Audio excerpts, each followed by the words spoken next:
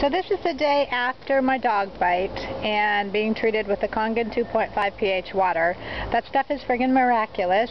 I've used it on dogs before, and this is the first time I've had a chance to use it on me. But these wounds yesterday were gaping holes. They were so bad I went to dinner last night with my friends and they were all chastising me for not going to the emergency room and getting stitches and a tetanus and all that.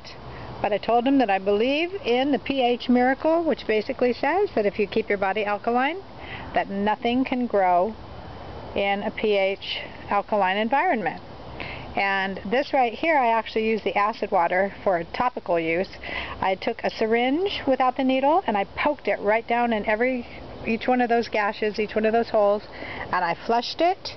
And it hurt like a son of a gun. I wish I had gotten a movie of that. That'd be really entertaining because I was cursing and primal screaming and crying, but it really did hurt. This one hurt the most.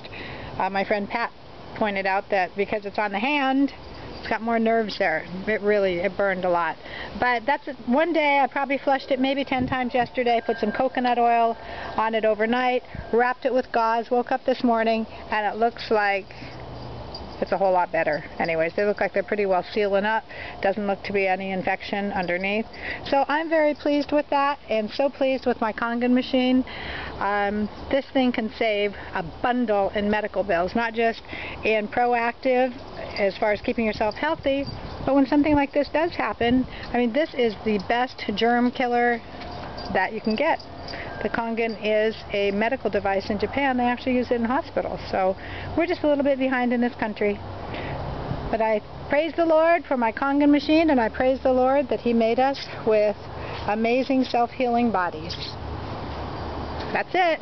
It is November 3rd, 2011. Signing off.